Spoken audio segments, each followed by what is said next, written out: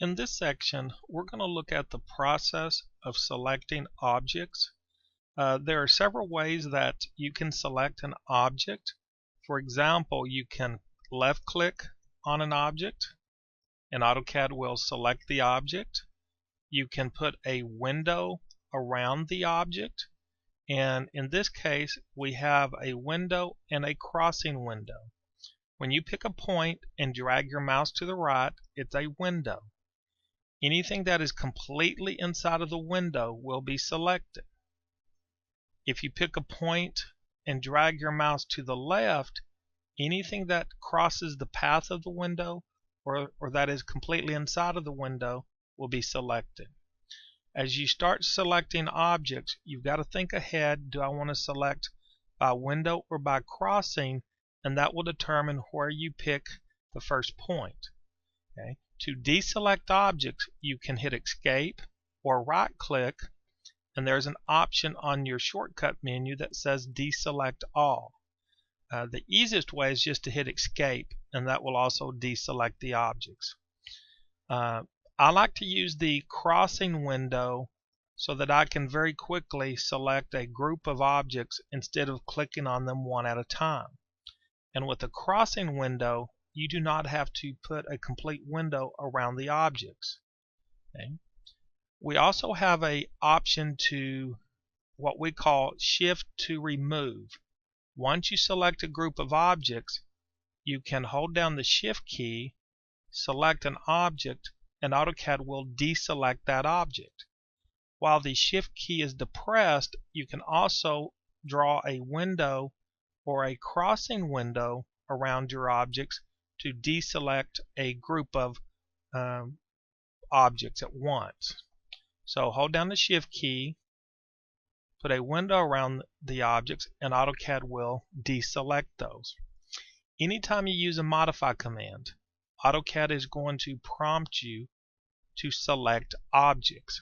You have to decide, is it best to pick them one at a time, or to put a window or a crossing window around the objects.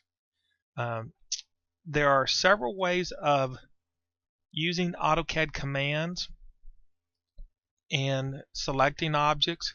The method that I've shown you here is called Noun-Verb Selection. You select the objects first, and then you can select a command off of the shortcut menu or off of the ribbons. For example, if I wanted to erase these selected objects, I could go up and click on Erase, and AutoCAD will erase those objects. I want to undo that and bring them back. So I could select a group of objects and right-click, and on the shortcut menu are some basic modify commands: erase, move, copy, scale, and rotate. I'm going to select Erase again, and you'll see that AutoCAD erases those objects. You can also use the command first. So for example, if I click on Erase, AutoCAD will prompt me on the command line, Select Objects. So here I can put a window around these objects, and you'll notice that I do not get the blue grips, but they are highlighted. They do appear to be dashed, which is highlighting.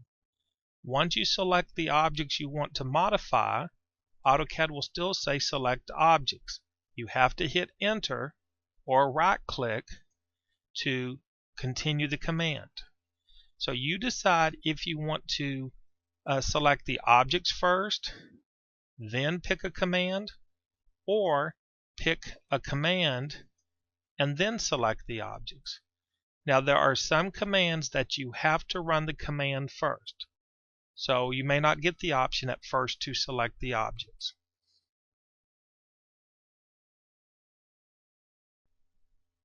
In this section of the video, we're going to look at some of the basic modify commands in AutoCAD, and we're going to start with the move command.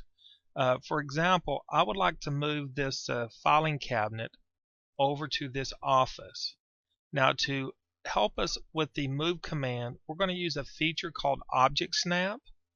Object Snap gives us the ability to snap to different parts of an object, and we're mainly going to focus on the endpoint Object Snap. So to use the move command, I'm going to select the filing cabinet, and then I'm going to right mouse click.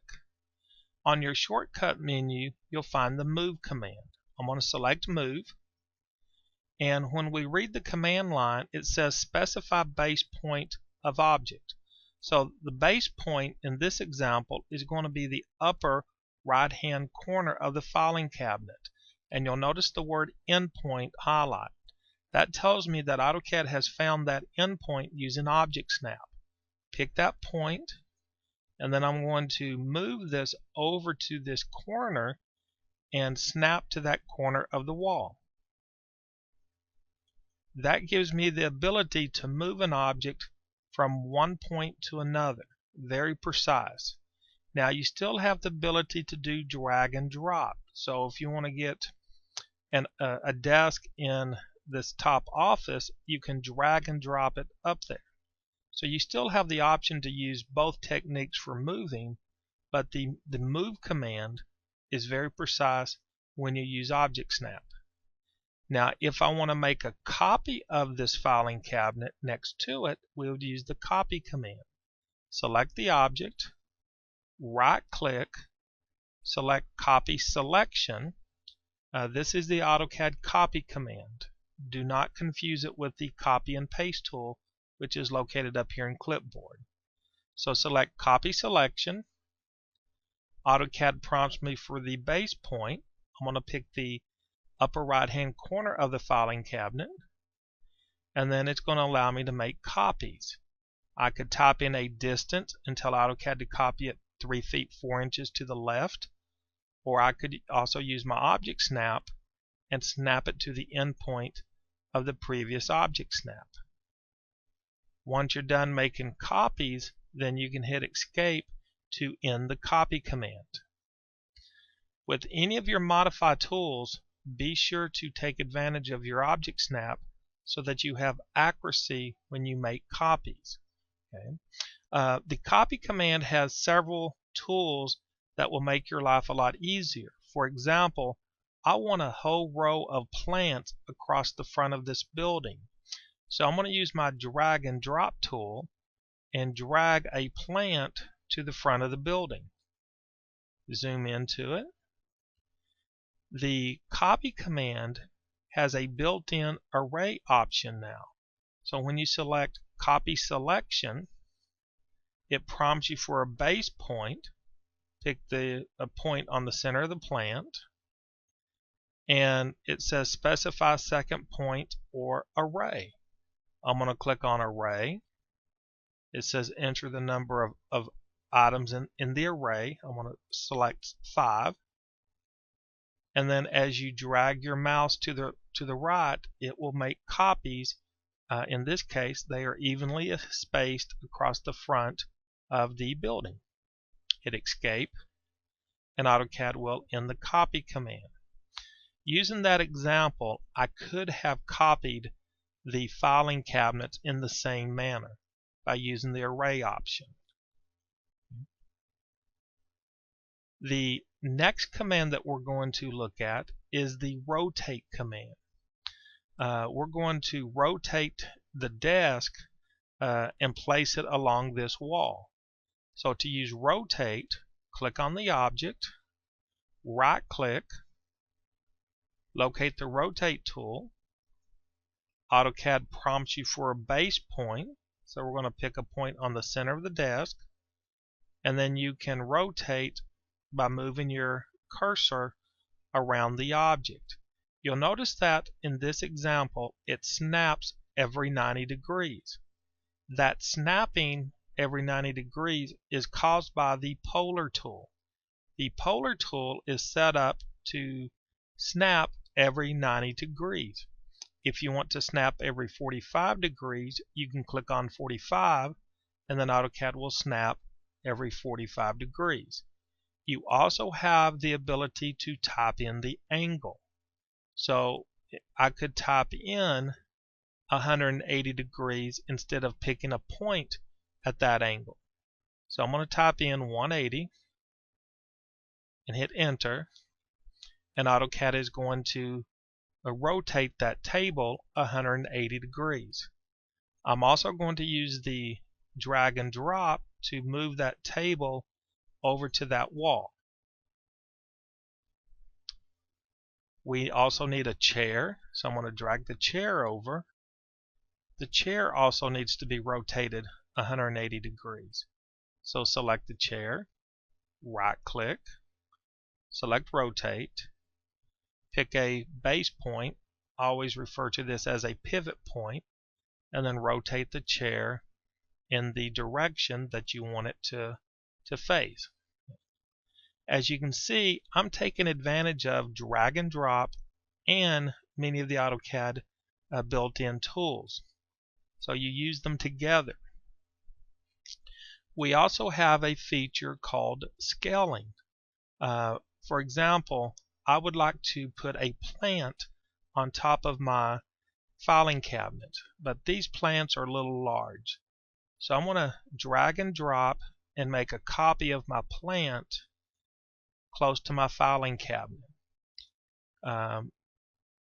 We're going to scale the plant to half size. So I'm going to select the plant, right click, select scale from the shortcut menu, and AutoCAD prompts me for a base point. Pick a base point, and I don't recommend scaling the plant by moving your cursor. I recommend that you type in a scale factor. Full size is 1. Anything greater than 1 will increase the size. Anything less than 1 will decrease the size. So if I want to scale this to half size, I need to type in 0.5. And AutoCAD will reduce that to 0.5. Now if I wanted to take it back to its original size, I would now scale it by 2, which would scale it to full size. Now if at any point you make a mistake, you can also go up and select undo, or if you need to redo, you can redo. So if I click on undo, AutoCAD will undo your actions. So I'm going to go back and rescale the plant, and this time I'm going to type in 0.75 and make it 75% smaller. And then I can use drag and drop to move that plant up to my filing cabinet. So that will give you a quick preview of the basic modify commands that you have to use in Module 2.